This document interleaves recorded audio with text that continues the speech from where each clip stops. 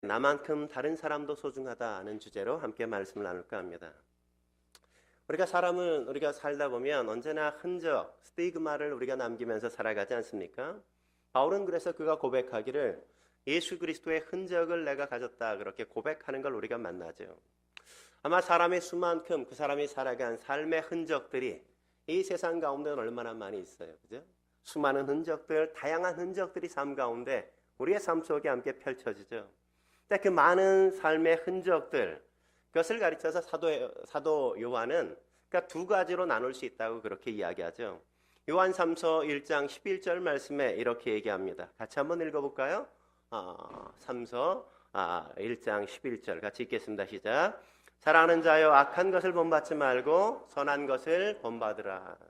그러니까 두 가지로 어떻게 나눠져요? 우리가 본받아야 할 게 있고 본받지 말아야 될 삶의 흔적들이 있다 이렇게 이야기하는 것 아니겠습니까? 우리의 삶 속엔 본받아야 될 삶이 흔적들이 있고 본받지 말아야 될 삶의 흔적들이 있단 말이죠. 학습자의 입장에서 얘기하면 진면교사가 있는가 하면 반면교사가 있단 말이죠. 진면교사가 뭡니까? 인생이란 맞아. 저런 거야, 저런 거. 사람들의 삶을 보면서 그래, 저게 진짜 인생이지. 그래, 사람은 저렇게 사는 거야. 나도 저렇게 살아야지. 그런 마음이 들게 사는 사람들이 우리의 삶 속에 있잖아요. 그런 걸 진면교사라고 이야기한단 말이죠. 바른 삶이 어떤 건지를 삶으로 보여주는 것, 그게 바로 진면교사라고 이야기할 수 있죠. 그런가 하면 반면교사는 뭡니까? 어떤 사람의 행동을 보면서 아유 그래 저렇게 살지 말아야지 저렇게. 어떻게 사람이 저럴 수 있어. 금수 만도 못하다 뭐 이렇게 생각하는 사람들의 행동들 그런 게 있지 않습니까? 그릇된 삶을 보면서 역설적으로 우리가 깨닫게 되는 삶의 모습이 있단 말이죠. 진면교사의 삶은 우리가 모두가 본받아야 할 삶인가 하면 우리가 반면교사의 삶은 우리가 경계해야 될 삶의 모습이다. 우리가 이렇게 이야기할 수 있지 않겠습니까?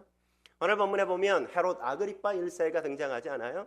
그는 아마 우리의 삶 가운데 반면교사처럼 우리 앞에 놓여 있지 않습니까? 그는 지나치게 자기를 사랑했던 사람인 것 같습니다. 자기의 출세, 자기의 성공, 자기의 명예를 위해선 모든 것들을 다 도구화시키는 사람이었습니다. 그는 아버지도 죽이고 그의 가족들마저 형제들마저 다 죽이고 그의 아들까지도 살인하면서 나의 출세가도 나의 성공을 위해서 살았던 그의 삶이죠. 나를 위해선 모든 것들은 다 어떻게 돼도 상관없다고 생각하며 살았던 삶이 헤롯 아그리파 1세의 삶이었단 말이죠. 그래서 우리가 지지난주에 함께 배웠던 것처럼 그가 어떻게 했어요? 유대인들을 만족시켜서 자기가 더 인기를 누리기 위해서 그는 사도 야고보를 그냥 칼로 죽여버리고 말지 않습니까? 네? 칼로 죽여버리니까 유대인들이 굉장히 좋아하는 거예요. 헤롯 아그리빠를 추종하고 더 환영하고 막 그러니까 어떻게 하면 유대인들에게 만족을 시켜줘서 나의 통치를 견고하게 할 것인가 생각하면서 그래 최고의 지도자인 사도 베드로마저 죽여버리자 이렇게 생각해서 베드로마저 잡죠. 그죠? 그래서 감옥에 가다 놨어요. 그를 내일 이제 죽이면 사람들이 더 나를 추앙하고 나를 더 좋아하게 될 거야 라고 그는 아마 생각했을 겁니다. 내일 이제 베드로를 죽여버리면 나는 더 낫겠지. 베드로가 죄인이냐 아니냐 이런 게 그에겐 중요한 게 아니었습니다. 그냥 내가 더 인기를 누리기 위해서 나의 권력을 더 견고하게 할 수 있다면 그런 것쯤은 아무 상관이 없다고 그는 생각했단 말이죠.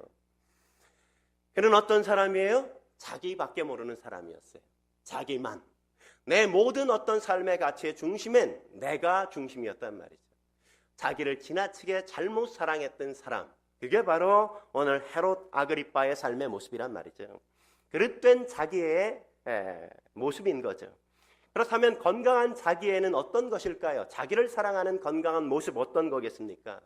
내가 소중한 만큼 다른 사람도 소중하다는 걸 인정하는 것이 건강한 자기애라고 우리가 말할 수 있지 않겠습니까? 그렇다면 건강한 자기의 사랑 어떻게 가능할까요? 첫째로 우리는 사람들에게 책임을 묻기보다 자신을 되돌아볼 줄 알아야만 합니다. 사람들에게 책임을 묻기보다 자신의 삶을 되돌아볼 수 있어야 된단 말이죠. 이 헤롯 아그리빠가 어땠어요? 내일이면 내가 베드로를 죽여서 이제 날이 밝으면 베드로를 잡아 죽이면서 사람들의 인기가 더 올라가겠지. 그런 기대감이 있었는데 그날 다음 날 아침에 새벽이 밝아지자 옥에서 베드로가 사라진 거예요. 옥에서 베드로가 사라졌어요. 얼마나 놀랬겠어요. 4명씩 4교대로 16명이 베드로를 지키고 있었는데 옥에 가두고 쇠사슬로 묶어서 그를 가둬놓고 지키고 있었는데 베드로가 밤새 사라진 거예요. 밤새 사라진 거예요. 아니 귀신이 고칼 노릇 아니겠습니까? 한 명의 파수꾼이 지켰다면 그가 잠시 졸아서 조는 사이에 그가 도망쳐서 탈옥할 수 있지만 4명이 한 자리에서 함께 좌우 사면에서 다 지키고 있는데 어떻게 그 상황 속에 베드로가 탈옥할 수 있냔 말이죠. 4명이 한꺼번에 다 졸 수는 없는 거잖아요. 한 명은 졸 수 있지만 4명이 한꺼번에 다 졸진 않는단 말이죠. 근데 사라졌단 말이죠. 충격적인 상황이죠. 그래서 소동이 벌어지지 않습니까? 왜냐하면 로마 군법에 의하면 죄수가 탈옥하면 그 죄수의 형벌을 그를 지켰던 파수꾼들이 대신 감당해야 됐기 때문에 그랬습니다. 그런데 베드로는 어떤 사람이에요? 사형수란 말이죠. 그를 지켰던 파수꾼들이 어떻게 돼야 돼요? 그 대신에 사형을 당해야 되는 상황이란 말이죠. 소동이 벌어질 만하지 않습니까? 16명이 난리가 나서 베드로를 찾았지만 베드로를 찾을 수가 없었단 말이죠. 그런데 베드로를 찾지 못해요. 이 사실이 나중에 이제 헤롯에게 보고가 되어진단 말이죠. 19절에 어떻게 얘기합니까? 같이 한번 읽어볼까요? 19절 말씀 같이 읽겠습니다. 시작. 헤롯이 그를 찾아도 보지 못하매 파수꾼들을 신문하여 죽이라 명하니라. 헤롯이 유대를 떠나 가이사랴로 내려가서 머무니라. 헤롯도 베드로를 찾았어요. 근데 찾지 못했습니다. 그래서 파수꾼들을 잡아다가 그를 어떻게 지켰길래 그러냐? 그러면서 신문을 한 거죠. 16명을 다 신문했는데 이 파수꾼들이 결코 졸지도 않았는데 아무 일도 있지 않았는데 그가 사라졌다고, 우리도 원인을 알지 못한다고, 그 이유를 잘 발견하지 못하는 거예요. 파수꾼들이 어떻게 주의 천사가 일으킨 그 일들을 알 수 있겠어요? 알 수 있겠어요? 아마도 저는 이 상황 속에서 아마 예루살렘에 퍼졌던 소문이 그의 귀에 들리지 않았을까 하는 생각을 해봐요. 어떤 소문이 있었을까요? 하나님이 베드로를 밤에 감옥에서 풀어주셨대. 그런 소문이 아마 나고 아마 그런 소문은 헤롯에게까지 들리지 않았겠어요? 그럼 뭐예요? 신문에 봤는데 이 파수꾼들도 전혀 졸지 않았고 아무도 잘못하지 않았어요. 근데 주의 천사가 하나님이 그를 풀어주셨다는 소문이 들려요. 그러면 헤롯이 어떻게 해야 정상입니까? 내게 뭐가 문제가 있는 건가? 하나님이 혹시 나에게 뭔가 깨우치기 위해서 그를 풀어준 게 아닌가? 이런 생각을 해야 정상이 아니겠어요? 근데 그는 자기를 되돌아보아야 될 그 시간에 자기를 되돌아보지 않고 그 분노해서 파수꾼들을 그냥 다 처형시켜버리고 만단 말이죠. 저는 사실 베드로의 탈옥은 아마 하나님께서 헤롯에게 기회를 주시기 위한 방법이었다고 저는 생각합니다.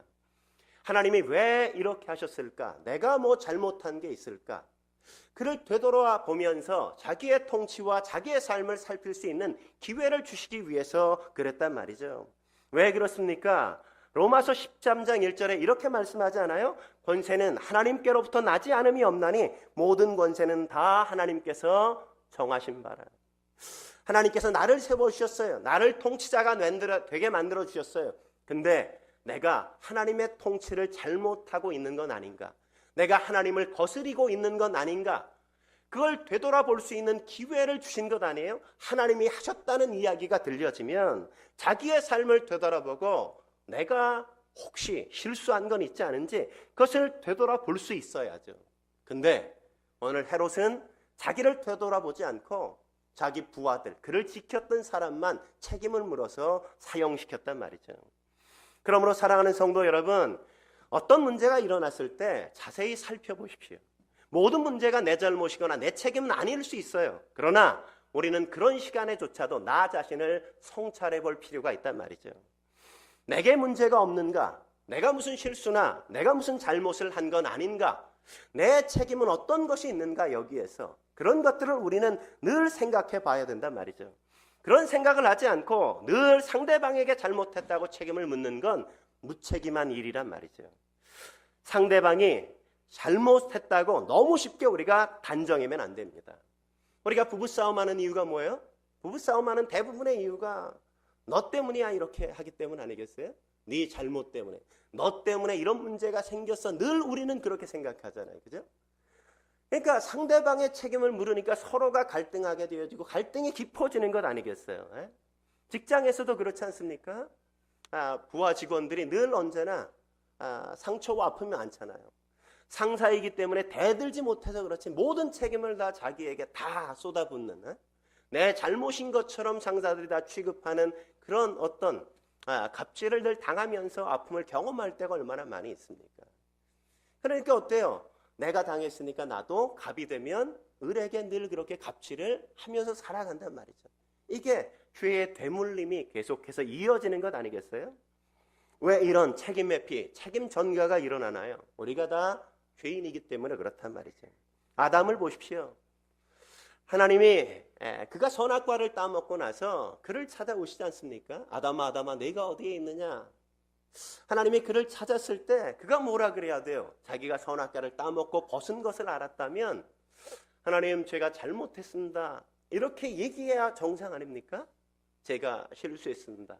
제가 하나님 말씀 어겼습니다. 이렇게 얘기해야 정상인데 그가 뭐라 그러는지 아세요? 창세기 3장 12절 말씀 같이 한번 볼까요? 3장 12절 말씀 같이 읽겠습니다. 시작. 아담이 이르되 하나님이 주셔서 나와 함께 있게 하신 여자 그가 나무 열매를 내게 주므로 내가 먹었나이다. 뭐라고 얘기하는 거예요? 하나님이 주셔서, 이 말은 뭐예요? 내 잘못 아니에요 이런 거잖아요. 내 잘못이 아니라 하나님이 주신 그 여자 때문이에요 이렇게 얘기한단 말이죠. 하나님이 갈비뼈를 빼서 여인을 만들었을 때 그걸 딱 처음에 보고 아담이 뭐라고 얘기했습니까? 이는 내 뼈 중에 뼈요 이 내 살 중에 살이라 그렇게 감격하고 감탄해서 그렇게 하나님 앞에 노래했던 그 아니었어요? 근데 그가 줘서 죄가 딱 드러나니까 뭐라고요? 이 여자가 이렇게 얘기한단 말이죠. 예전에는 내 뼈가 이렇게 얘기했는데 내 살이었는데 막 이랬는데 뭐 잘못된 일이 드러나니까 이 여자가 내 아내가 아니야. 이제 내 뼈도 아니야. 내 살도 아니야. 그냥 이 여자가 저 여자가 나와 상관없는 저 인간이 그렇게 얘기하고 있는 것 아니겠어요? 이런 인간이랑 사는 아마 이렇게 얘기하는 아담의 이야기를 듣고 하와가 어떤 마음이었을까? 내가 이것도 인간이라고 내가 이 인간과 함께 내가 더불어 사나? 내가 이 인간 믿으며 살아야 돼. 어쩌면 그 마음속에 분노가 일어나지 않았겠어요? 그 시간에 어떻게 해야 돼요, 아담이? 아내가 나에게 권유해서 내가 먹기도 했긴 했지만 그러나 가정에 대한 책임은 가장애가 있는 것이기 때문에 하나님이 그렇게 물으셨을 때 하나님 제가 잘못했습니다. 저의 책임입니다. 제가 잘못한 것 같습니다. 하나님 용서해 주십시오. 이렇게 얘기했다면 하와가 어땠겠어요? 하와가 내가 진짜 결혼 잘했어. 역시 그래 이 남자가 사는 게 나에게 복이지. 아마 그렇게 나가지 않았겠어요? 다른 사람에게 책임을 전가하지 않고 내 책임이라고 이야기하고 그 모든 것에 대해서 자기에게 책임이 있다고 자기를 돌아볼 수 있는 기회를 가졌다면 다르죠. 그러므로 사랑하는 성도 여러분, 어떤 문제가 일어났을 때, 어떤 문제가 발생했을 때 다른 사람에게 책임을 전가하려고 하지 마세요. 나 자신을 돌아보셔야 돼요. 나에겐 무엇이 문제일까? 내가 어떻게 반응하는 것이 하나님 앞에 또 가족을 위해서 공동체를 위해서 가장 바람직하게 반응하는 것인지 그런 것들을 늘 생각하고 함께 사는 것, 그게 바로 건강한 자기애를 하는 것이란 말이죠. 한 걸음 더 나아가서 건강한 자기사랑 어떻게 가능할까요? 두 번째, 감정에 충실하기보다 사람들의 감정도 살펴야 합니다. 자기 감정에 충실하기보다 다른 사람의 감정도 살필 줄 알아야 된단 말이죠. 자기 사랑을 건강하게 하지 못하는 사람들의 경우 대부분 자기 감정만 생각한단 말이죠. 자기 감정에 몰입하고 있단 말이죠. 물론 자기 감정도 중요하죠. 그죠? 근데 내 감정이 중요하지 않다는 게 아니에요. 근데 내 감정이 중요한 만큼 다른 사람의 감정도, 다른 사람의 마음의 상태도 중요하다는 사실을 생각하고 나를 생각하는 만큼 다른 사람도 함께 생각하고 그 감정을 배려해 줄 줄 아는 마음이 있어야 된단 말이죠. 오늘 본문의 헤롯을 보십시오. 그는 자기의 감정만 생각하지 않습니까? 다른 사람의 감정을 전혀 생각하지 않아요. 그러니까 어떻게 보여요? 그가 폭군처럼 보여지죠. 오늘 본문 20절 말씀 같이 한번 볼까요? 20절 말씀. 20절 말씀 여러분 같이 읽겠습니다. 시작.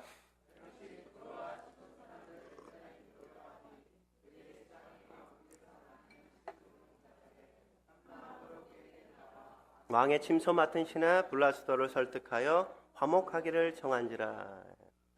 사실 두로와 시돈 사람들은 무역과 상업이 아주 발달된 그 도시에 살았단 말이죠. 항구 도시에 살았어요. 그들은 굉장히 부유했습니다. 넉넉했습니다. 거의 필요한 게 별로 없었어요. 근데 유일하게 그들이 갖지 못한 게 뭐냐면 농사할 땅이 없는 거예요. 농사할 땅이. 그러니까 그들은 식량은 언제나 어디에 신세를 졌어? 헤롯이 지배하는 그 유대 땅에 신세를 지고 있었단 말이죠. 신세를 지고 있었어요. 근데 무엇 때문에 이 헤롯과 이 두로와 시돈 사람들이 갈등했는지 우리가 명확하게 알진 모르지만 알 수 없지만 어쩌면 제가 그냥 추측하기는 내가 사실 좀 전에 어떻게 했어요? 어디 있었어요? 예루살렘에 있었잖아요. 예루살렘에서 베드로를 죽여버리면 내 인기가 유대인들에게 확 올라가서 내 통치가 견고해지고 내 명예가 막 높아지면서 내가 존경을 입을 거라고 생각했는데 그 일이 잘 됐어요? 안 됐어요? 잘 안 됐단 말이에요. 안 되니까 괜히 짜증이 나고 화가 나니까 엉뚱한 데 가서 화풀이한 게 아닌가. 그냥 본문으로만 보면 그런 추측이 가능하지 않습니까? 뭐 아니라면 어쩔 수 없고. 그러니까 괜히 딴 데서 얻어맞고 와가지고 두로와 시돈 사람들과 이렇게 거래하는 그것에 대해서 그냥 짜증나니까 관둬. 싫다면 말라 그래. 이러면서 그냥 그들에게 식량 공급을 중단해버려. 이렇게 했단 말이죠. 그러니까 이 두로와 시돈의 입장에서 생각하면 얼마나 난처한 거예요. 당장 먹고 살아야 되는데 먹고 살 길이 막막해진 것 아니에요? 최소한 이 생계 문제를 가지고는 장난하지 말아야죠. 저는 그런 의미에서 대북 제재 이런 것들을 의미 있게 해야 될 필요가 있다고 생각해요. 저는 기본적인 생계 문제를 가지고 뭐 대북 제재를 거기 그런 수준까지 하는 건 좀 문제가 있지 않나 그런 생각을 해봐요. 저는 우리가 갈등이나 다툼이 있을 때 할 수 있는 게 있고 하지 말아야 될 게 있다고 생각해요. 할 수 있는 게 있고 하지 말아야 될 게 있단 말이죠. 하지 말아야 될 게 뭔가? 첫째는 생존의 문제를 가지고 거래하거나 장난하려 들지 말아야 된단 말이에요. 그 사람의 생계 문제, 생존의 문제인데 그걸 가지고 자꾸만 이 사람을 움직이려고 하고 내 마음대로 조정하려고 하는 그런 태도, 그건 아주 제일 나쁜 거라고. 제일 나쁜 거. 비열한 짓이죠. 아주 안 좋은 거예요. 두 번째, 자존심을 건드리는 건 하지 말아야 돼요. 그 사람의 인격에 모독을 준다든지 자존심에 상처를 주는 어떤 행동들, 그런 것도 아주 나쁜 거예요. 아주 나쁜 거. 그러니까 그런 거 하면 안 돼요. 마지막, 다른 사람의 약점을 잡고 뭔가를 거래하려고 하는 거예요. 다 까발린다 너. 해줄 거야 안 해줄 거야? 다 얘기해? 뭐 맘대로 해. 뭐 이렇게. 그런 것보다 더 나쁜 건 없단 말이죠. 더 나쁜 건 없어요. 그러니까 오늘 본문에 두로와 시돈 사람들이 어떻게 합니까? 생존을 위해서 어쩔 수 없이 헤롯 아그리빠에게 사람을 보내서 그 마음을 돌리기 위해서 노력하잖아요. 그 곁에서 시종을 들었던 블라스도를 설득해서 화목을 할 수 있는 방법을 함께 만들어 달라고, 자리를 만들어 달라고 이야기하잖아요. 정말 두로와 시돈 사람들이 헤롯과 잘 지내고 싶어서 그런 겁니까? 아니죠. 기분이 팍 상했어요. 내 자존심에 상처를 줬단 말이죠. 생존의 문제를 가지고 나를 좌지우지하는 그는 정말 함께하고 싶지 않은 사람이란 말이죠. 근데 그걸 가지고 나를 움직여? 근데 내가 그와 함께하는 건 내가 먹고 살아야 되니까 어쩔 수 없으니까 하는 것이지, 그가 좋아서 관계를 맺는 건 결코 아니란 말이죠. 하나님은 자기 감정에 충실한 사람을 좋아하지 않아요. 하나님은 그런 사람을 별로, 하나님도 그렇지 않는단 말이죠. 여러분, 탕자의 비유를 아시지 않습니까? 아버지가 아직 정정해요. 근데 둘째 아들이 너무나도 뻔뻔스럽게 나에게 다 유산 물려줄 거잖아요. 다 이왕 어차피 나한테 다 유산 물려줄 건데 그냥 빨리 땡겨 주시죠. 이렇게 얘기하지 않습니까? 뭐 지가 맡겨놨어요? 예? 아버지가 유산을 아들에게 꼭 줘야 된다는 법이 있습니까? 없잖아요. 그런 책임이 있는 거 아니잖아요. 예? 근데 아들이 뻔뻔스럽게 너무나도 무리하고 당돌하게 아버지 그 재산 다 뒀다 뭐 할 거예요? 그냥 빨리 주세요, 유산. 그러고 요구하는데 나 같은 아버지면 결코 주지 않았을 텐데 하나님은 그렇게 당돌하고 뻔뻔스럽고 못된 그 아들에게 어떻게 해요? 그가 그렇게 마음 먹고 달라는 그대로 그 유산을 다 물려준단 말이죠.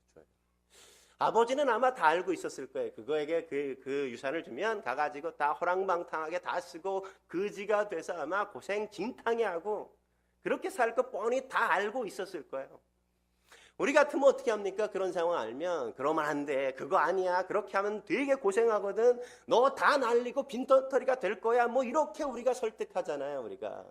근데 하나님은 그렇게 설득하지 않으셨어요. 그를 다 존중하시죠. 그게 잘못된 선택임에도 잘못된 길임에도 불구하고 그의 선택을 존중하고 그를 그 길로 갈 수 있게 놔두세요. 근데 놔두시기만 한 게 아니에요. 놔두시기만 한 게. 보내고 어떻게 하세요? 아버지는 그가 떠나간 그 자리에서 그날부터 그 아들이 돌아오는 걸 기다리기 시작하시잖아요. 옳고 그른 것. 그것이 나의 생각엔 게 중요하지만 아들은 지금 그만큼 생각할 만큼 성숙하지 않았다는 걸 알아요.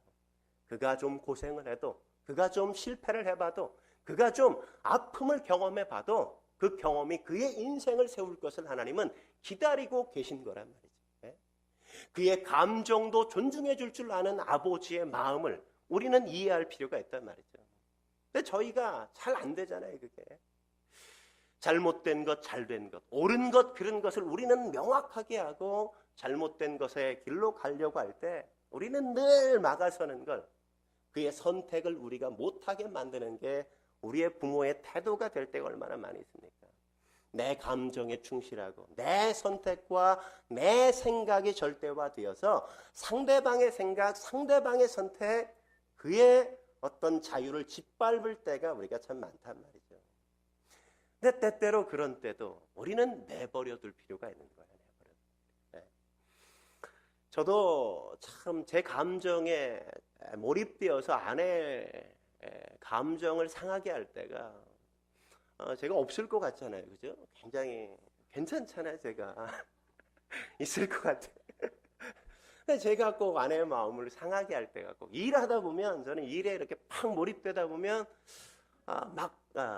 아내에게 좀 일에 대한 얘기를 직선적으로 얘기할 때가 좀 많단 말이죠. 그래서 아내의 마음이 좀 상처가 받을 때 아내가 꼭 얘기해 나중에 여보 그러면 내가 마음이 상하잖아 이렇게.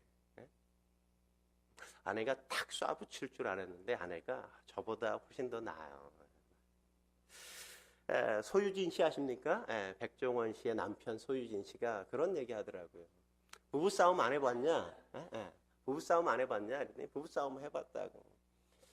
부부싸움 해볼 때 내가 잘못했을 때 내가 무조건 잘못했다고 이야기하는데 백종원 씨가 잘못하면 잘못한 게 명확한데 내 잘못이 아닌데 저 사람이 화가 날 때 막 화내고 막 얘기하면 소유진 씨가 그래 내가 잘못했어 미안해.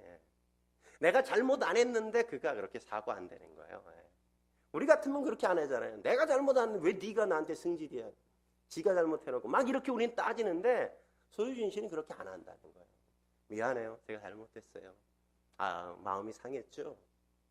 그러고 나면 좀 시간이 지나면 이제 백종원 씨가 마음을 딱 잡을 거 아니에요. 그죠? 평안해지면 자기 생각이 이제 제대로 돌아와서 막 따져보면 아내가 잘못한 게 아니라 내가 잘못한 건 줄 알아요, 몰라요? 알게 되잖아요. 알게 되면 가만히 있다 보면 소유진 씨가 부엌에서 뭔가 프라이팬 돌아가는 소리, 뭐 요리하는 소리가 막 난다는 거예요. 자기가 잘못한 줄 아니까 부엌에 가서 맛있는 요리를 만들어서 미안하니까 요리를 갖다 딱 바친다는 거예요. 성숙한 사람은 내 정당함을 주장하는 게 아니라 상대방이 미안하게 만드는 거예요. 상대방이 미안하게. 인격의 성숙한 사람은 내가 옳고 그름을 낱낱이 따져서 다 가리자 이렇게 얘기하는 게 아니라 상대방의 상한 마음을 배려해서 내가 그냥 그에게 져주고 그에게 그냥 무릎 꿇어 주어서 그 사람이 나중에 이 문제를 다 알았을 때 내가 잘못했는데 그랬네.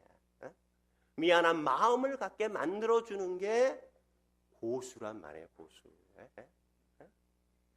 왜 부부싸움해요? 계속 내가 잘못 안 했다 그러니까. 그죠? 져줄 줄 몰라. 미안하게 만들 줄 몰라. 나의 정당함만 주장할 줄 알아. 그래가지고는 평화가 찾아오지 않아요. 평화가 찾아오지 않아요. 상대방을 미안하게 만드세요. 미안하게. 아내가 나를 받아줬네. 그게 자기를 진정 사랑하는 사람이에요. 사랑하는 사람. 내가 소중한 만큼 저 사람도 소중하다는 걸 깨닫게 해주고 저 사람을 배려해 주니까 저 사람이 내 삶에 나를 배려해 준단 말이죠. 그 사람이 나에게 충성하지 않겠습니까? 나를 존경하지 않겠습니까? 내 말을 신뢰하지 않겠어요? 나중에 어떤 환경이 벌어져서 그가 또다시 화내는 일은 앞으로 적어질 수밖에 없잖아요. 그게 우리가 살아야 될 삶의 모습이란 말이죠. 하나님이 그러셨잖아요. 하나님이 인간에게 뭐 필요한 게 뭐가 있어요? 당신의 창조물인데, 그죠? 잘못했으면 관둬. 내가 새로 창조하면 되지 뭐.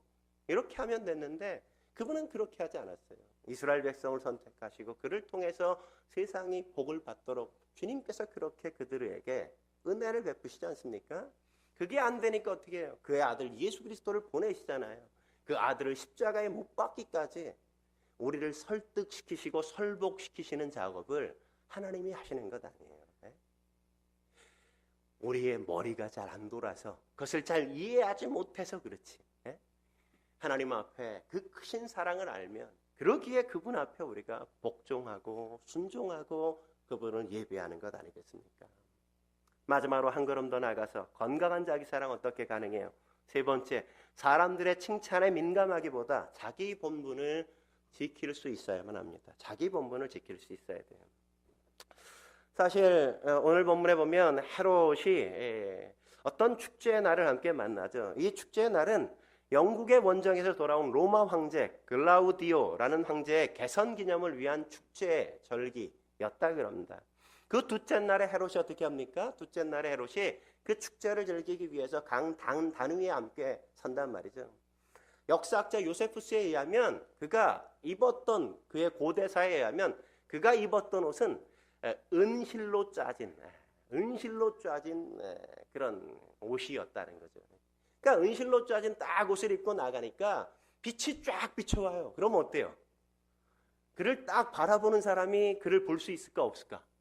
빛이 비춰가지고 눈이 부셔서 이 헤롯을 볼 수가 없는 거예요. 볼 수 없는 거예요. 마치 자기가 신처럼 그렇게 보이기 위해서 은실로 짜진 멋진 옷을 입고 사람들 앞에 딱 나타나서 쫙 연설을 했단 말이에요. 그러니까 두로와 시돈 사람은 지금 급한 게 뭐예요? 식량을 빨리 공수해 와야 되니까, 공급받아야 되니까 사람들, 군중들, 백성들을 설득해서 소리 지르게 만든 거죠. 이것은 사람의 소리가 아니라 신의 소리다.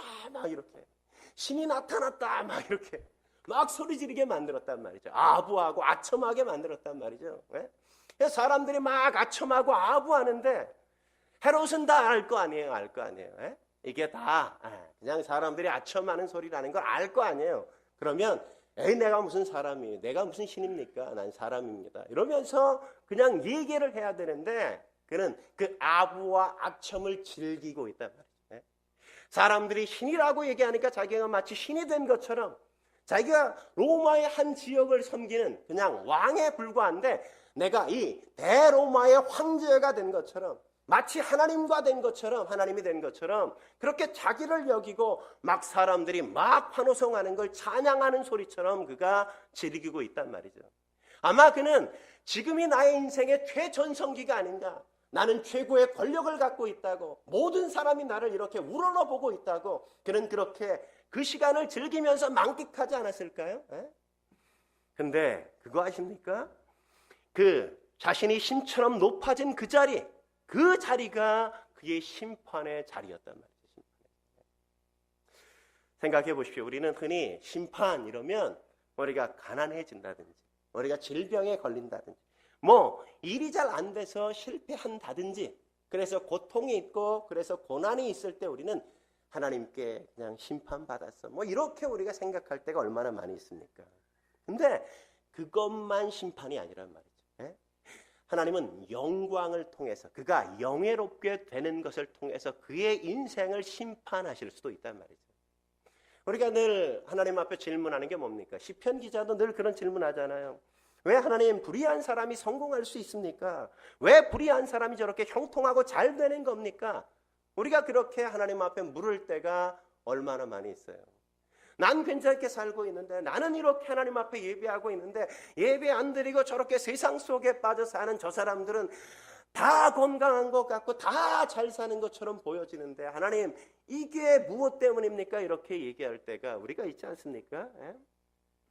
그러나 불의한 사람의 성공이나 형통은 진정한 성공도 진정한 형통도 아니라는 사실을 기억하시기 바랍니다. 그걸 부러워하거나 축하할 일이 아니란 말이죠. 자신의 본분을 망각하고 사는 사람들에겐 성공과 형통이 도리어 그의 멸망의 지름길이 될 수 있다는 사실을 우리는 기억할 필요가 있습니다. 잘못된 길로 가는데 잘 된다. 그건 저주죠, 저주. 내가 낭떠러지기로 막 달려가는데 아무도 안 막아. 어우, 대로야 뻥 뚫렸어. 그래, 나 잘 나가고 있어. 잘 나가는 게 중요한 게 아니죠. 어디로 가고 있느냐가 중요하죠. 응? 잘 나가는 것만 가지고 여러분 바라보지 마세요. 내가 잘 사는 게 문제가 아니에요. 오늘 헤롯 보십시오. 그는 유대인들의 지지를 받고 있습니다. 사람들이 자기를 신이라고 추앙할 정도로 최고로의 추앙을 지금 받고 있어요. 그러나 그 자리에서 그는 심판을 받지 않습니까? 23절 말씀 같이 한번 볼까요? 23절 같이 함께 읽겠습니다. 시작. 헤롯이 영광을 하나님께로 돌리지 아니하므로 주의 사자가 고치니 벌레에게 먹혀 죽으니라. 헤롯의 최고의 시간은 최악의 시간이었어요. 최고의 영광의 자리는 최악의 심판의 자리로 전락해버리고 있는 걸 우리가 볼 수 있지 않습니까? 그는 그냥 죽은 것도 아니고 안에 충이 너무나 많아져가지고 살을 다 내장을 파먹고 그래서 그가 죽었단 말이죠. 역사자 요세푸스에 의하면 그의 고다사에 보면 그가 막 연설하는데 벼랑간에 복통이 일어가지고 배가 아파가지고 그냥 배를 휘어잡고 그가 쓰러진 거예요. 그러니까 사람들이 그 궁으로 옮겼는데 5일 동안 배를 앓다가 배를 잡고 막 고통스럽게 있다가 그가 죽어가면서 한 말이 뭔지 아십니까? 너희가 나를 신이라 불러서 내가 이렇게 죽게 되었다. 그러니까 그렇게 얘기하잖아요. 사실 사람들이 신이라 불러서 그가 죽은 거예요? 그게 아니죠. 신이라 불렀는데 자기가 신인 줄 알고 깝죽대다가 내가 요 모양 요 꼴이 됐다. 이렇게 얘기하는 거죠. 그죠? 네. 고린도전서 10장 12절에서 바울이 뭐라고 이야기합니까? 그런즉 선줄로 생각하는 자는 넘어질까 조심하라. 내가 어렵고 힘들 때가 위기가 아니라 내가 잘 나가고 있을 때 무언가 잘 되고 있다고 생각될 그 시간, 그 시간이 우리에겐 가장 큰 위기의 시간이 될 수도 있단 말이죠. 베드로를 보십시오. 오늘 헤롯과 얼마나 다른 삶을 삽니까? 베드로는 고넬료, 백부장 고넬료의 집에 딱 갔는데 백부장, 지배국인, 정복국의 이 장군이 이 피지배국, 이 베드로를 딱 맞는데 무릎을 꿇고 그를 기다리는 거예요. 폼나잖아요, 그죠? 베드로가 딱 들어갔는데 무릎을 딱 꿇고 이 장군이 무릎을 꿇고 있으면 그 쫄따기는 쫙 무릎을 꿇지 않았겠어요, 그죠? 딱 어깨가 으시으시하고 들어가지 않는단 말이죠. 베드로가 어떻게 합니까? 딱 무릎 꿇은 걸 보자마자 그에게 손을 딱 잡고 일으켜 세우면서 나도 사람이라고, 나도 사람이야. 이게 이러면 안 된다고 해요. 응? 그러니까 그렇게 말하잖아요. 바울도 그러잖아요. 그가 루스드라 지역에 전도할 때 아직 태어나면서부터 안진뱅이, 한 번도 걸어보지 못한 그 안진뱅이를 일으키니까 그 지역 주민들이 다 일어나서 신이 인간의 형상으로 우리 가운데 오셨다고 막 그러면서 바나바를 가르쳐서 제우스라고 이야기하고 바울을 가리켜서 에르메스라고 그렇게 이야기했단 말이죠.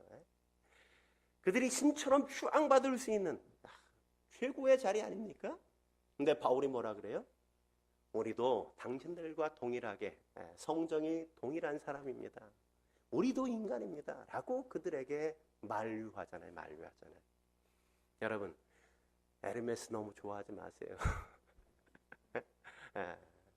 그러다가 한 방에 훅 갈 수도 있는 거야. 내가 신이 되고자 하는, 내가 신처럼 살고 싶어하는 그 욕망, 내가 하면 뭐든지 다 돼. 그것보다 더 무섭고 위험한 건 없어. 사단이 우리를 꼬실 때 언제나 하나님 같이 될 수 있어. 돈만 있으면 넌 하나님이 될 수 있어. 권력은 널 하나님으로 만들어줄 거야. 명예는 너를 하나님처럼 네가 하고 싶은 모든 일들을 다 하게 할 거야.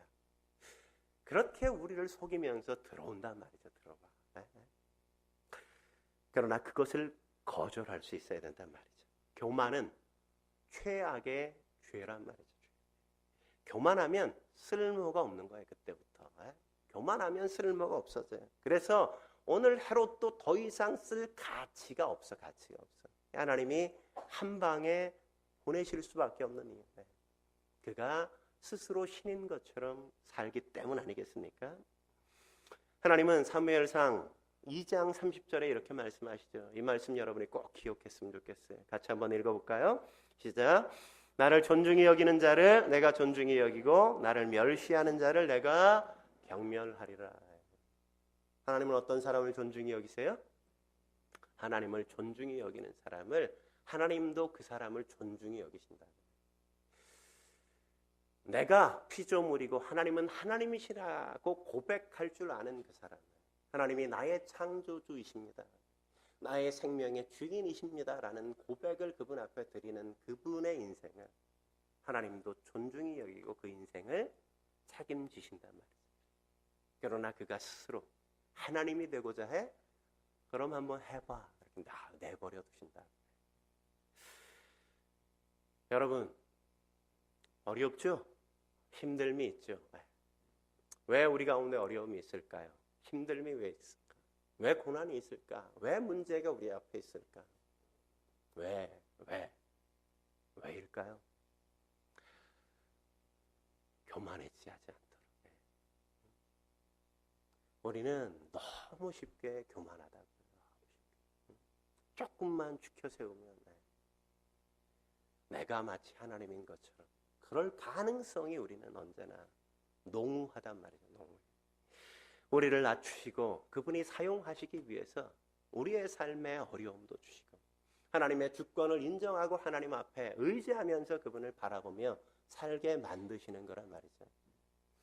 아픔이 있다는 것, 고난이 있다는 것, 어려움이 있다는 건 하나님이 여전히 나를 붙들고 계시고 나를 사랑하셔서 나를 다듬고 계신다는 또 하나의 증거라는 사실을 여러분이 믿을 수 있어야 돼요. 다 주실 수 있지만 다 주실 수 없어요. 왜냐하면 우리가 망가진 인생을 살아갈 수 있으니까. 그러므로 그분 앞에서 여러분이 하나님 안에서 하는 자기 사랑, 내가 소중한 것처럼 다른 사람도 소중하게 여길 줄 아는 그 마음으로 하나님을 기쁘시게 하는 삶, 또 사람들 앞에 아름다운 화목을 이루는 삶을 저와 여러분이 사실 수 있길 주의 이름으로 축원합니다. 함께 기도하시겠습니다.